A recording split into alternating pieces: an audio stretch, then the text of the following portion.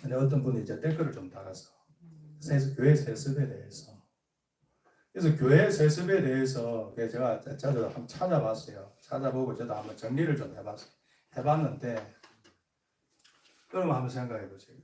교회 성경을 어디를 봐도 교회 세습이 옳다, 교회 세습해야 된다, 또는 교회 세습하지 마라 이런 건 없습니다. 꼭 그 세습이란 단어가 없더라도 그것을 암시하는 어떤 것들이 없다 말입니다. 근데 확정 편향을 가진 어떤 사람이 있어요.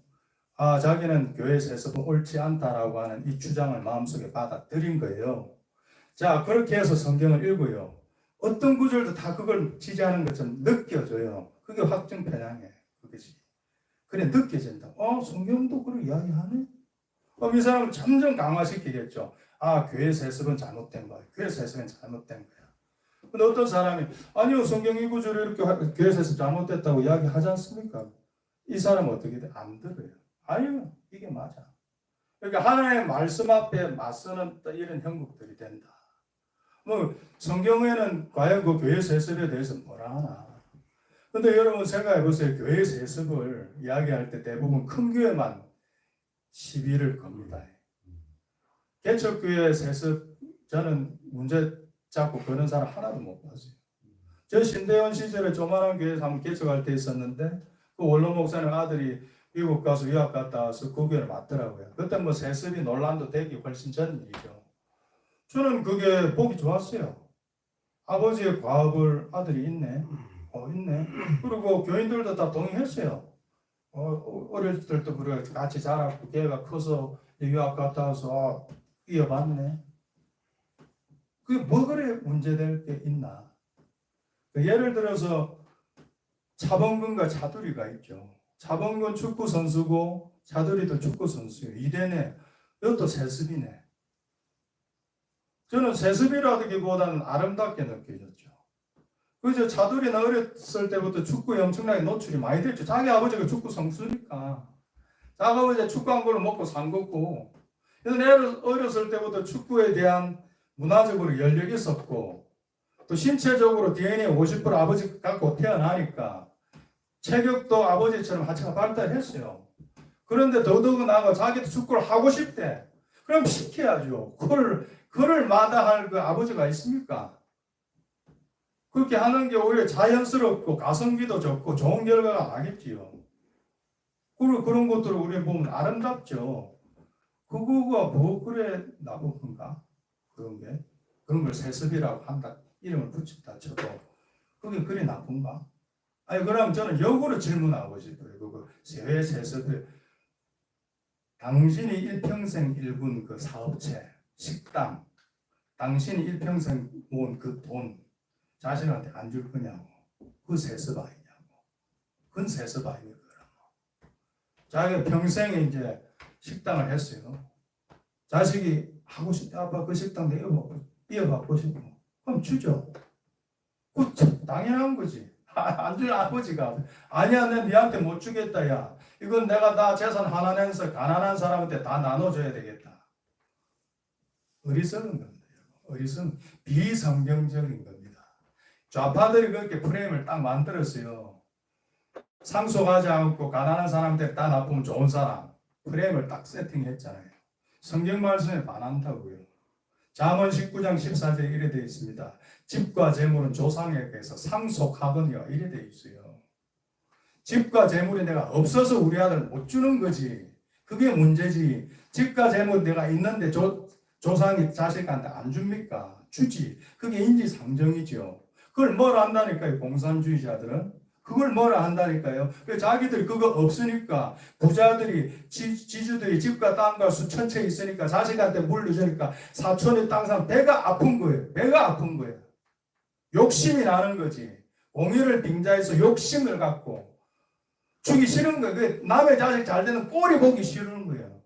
이재용이 이건희 삼성그룹 올려봤는데 꼴이 보기 싫어. 배알이 뿔리는 거예요. 왜?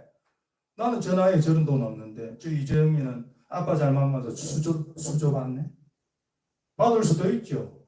어렸을 때부터 황태자 수업 받느라 힘들었을 거고 어렸을 때 기업 문화에 노출됐고 그쪽으로 훈련 받았고 자기 아버지 끼워 있는다는 게 그게 뭐 그렇게 비도덕적인 거예요.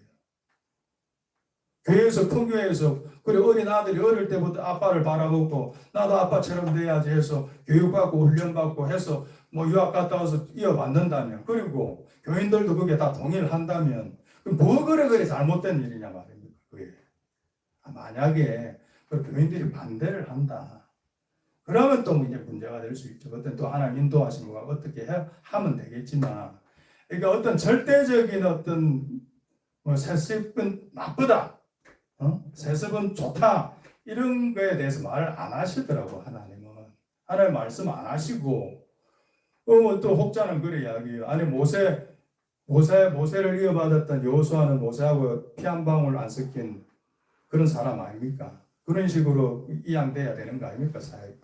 아니 그러면 모세하고 여호수아는 그런데 그럼 다윗과 솔로몬은요? 다윗과 솔로몬도 다 사역자 아닙니까? 성경까지 쓴 사역자잖아요. 뭐 다윗 솔로몬은 이건 완전 아들인데 이건 세습 아닙니까? 그 세습 잘못했다 하나님 말하는 게 어디에 다 안 나온다고요. 예수님 목수였어요. 아버지 목수였다니까 세습이잖아요. 세습. 가업을 이어받았잖아요. 그에 대해서 뭐 나쁜 말 누가 합니까 누가? 예루살렘 일대 당회장이 야고보였잖아요. 예수님의 형제 야고보. 세습 아닙니까? 자기 예수님 동생이 담임 목사를 했다고요.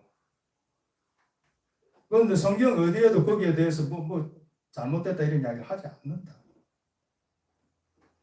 그래서 이제 그러면 세습에 대해서 뭐냐 하고 했을 때 저는 세습할 수도 있고 할 수 있는 상황이면 해도 되고 못하는 상황이면 안 해도 되고 그건 자유롭게 그 상황에 맞게 하나님 인도하심을 따라서 그렇게 선택하면 되는 거예요. 거기에서 큰 의미를 두지 않습니다. 하나님 뭐 계명으로 세습해라 이런 말도 한 적도 없고 세습하지 마라 이런 말도 한 적도 없고 성경에는 양쪽을 다 지향하는 말들이 다 있는데 이런 확정 편향을 가져버리면 자기한테 딱 유리한 쪽만 탁 받아들인다 이 말입니다. 세습 불가.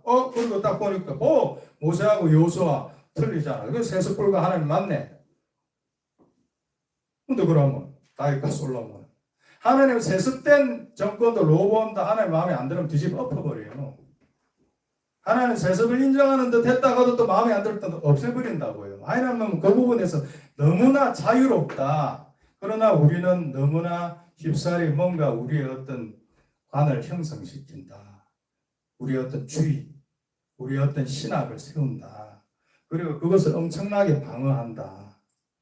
그리고 그거에 대해서 지적받으면 고치려고 하지 않고 하나님보다 맞서는 자리에 서게 된다.